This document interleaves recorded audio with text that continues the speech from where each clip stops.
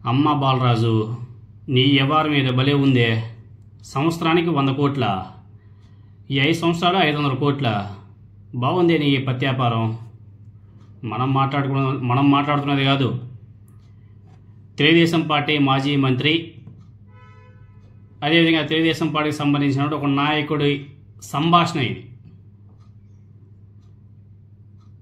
ఏలూరు జిల్లాలో 2 తెలుగుదేశం పార్టీ నేతల ఫోన్ సంభాషణ సోషల్ మీడియాలో బీభత్సంగా వైరల్ అవుతుంది. మామూలు కూడా కాదు. ఆయనే తెలుగుదేశం పార్టీ మాజీ ఎమ్మెల్యే దేవినేని ఉమా, అదేవిధంగా డిసిసిబి మాజీ చైర్మన్ కరాటం రాంబాబు.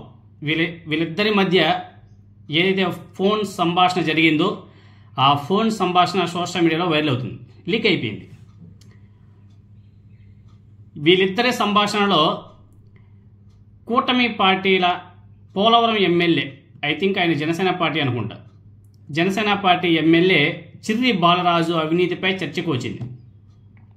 ఈ చర్చలో ఏడాదిలోనే 100 కోట్లు దోచేశారని చెప్పేసి దేవినేని ఉమా ప్రస్తావించాడు.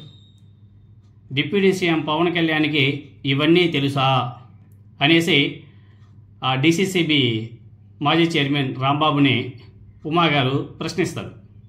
అందుకు రాంబాబు స్పందిస్తూ, ఇప్పటి వరకు పవన్ కళ్యాణ్ నాకు ఫోన్ చేయలేదని చెప్పేసి కూడా ఆయన చెప్పడం జరిగింది. బాగుంది వ్యవహారం. సంవత్సర కాలంలోనే 100 కోట్లు అంటే వ్యవహారం మాత్రం ఓ రేంజ్లో ఉంది, మామూలు గుడి గారు. చిర్రి బాలరాజు జనసేన పార్టీ ఎమ్మెల్యే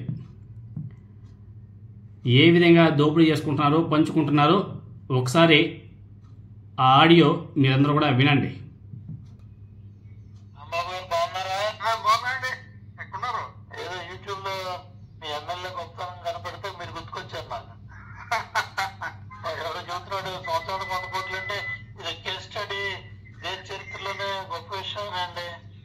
అంటే ఇది మీరు అబ్జర్వ్ చేశారు లేదు,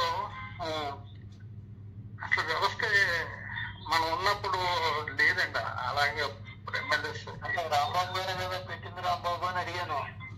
కాదండి, జనరల్ గా ఎవరి వ్యవస్థ బాగోలేదండి. జిల్లాలో మొత్తం అంతా ఎందుకు 10 ఏళ్ళు చెడ్డ పేరు తెచ్చుకుంటున్నారు. ఇంకా 4 ఏళ్ళు కదా, 4 ఏళ్ళు ఉన్న చెడ్డ పేరు తెచ్చుకోతే ఏంటండి. అసలు 4 ఏళ్ళు వదిలేండి. అసలు పార్టీకి ఎంత డ్యామేజ్. ఇతనే కాదండి, ఈ పార్టీ ఆ పార్టీ కాదులేండి. మీరు మీకు తెలుసు కదా. అవును, చాలా డ్యామేజ్ అండి. ఏదో ఇతను ఇంకో రకంగా తయారయ్యాడు. అదే నా దగ్గరకు వచ్చిన కేకలేస్తా ఉంటాను, ఏంటి నువ్వు అంటే కేకలేస్తా ఉంటాను. కొంత ఎల్లర ఎక్కువ జరుగుతుంది.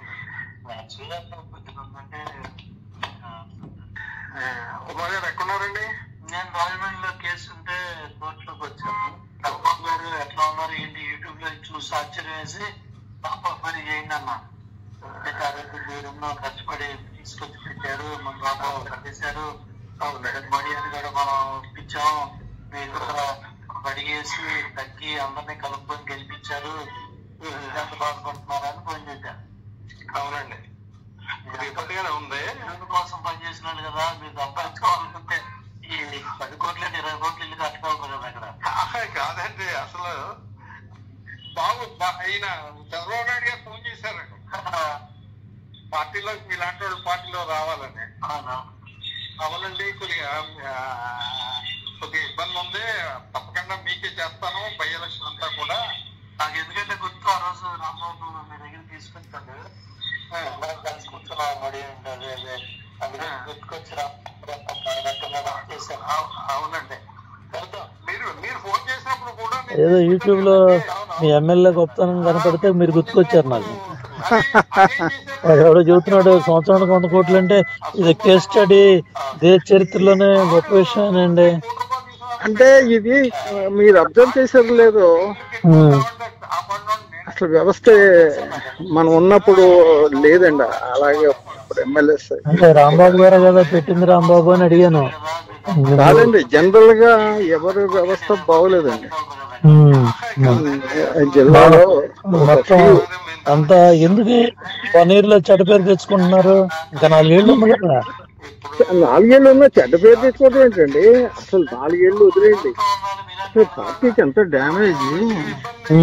ఇతనే కాదండి, ఈ పార్టీ ఆ పార్టీ కాదులేండి. మీరు మీకు తెలుసు కదా. అవును, చాలా డ్యామేజ్ అండి. ఏదో ఇతను ఇంకో రకంగా తయారయ్యాడు. ఉమా గారు ఎక్కడున్నారండి?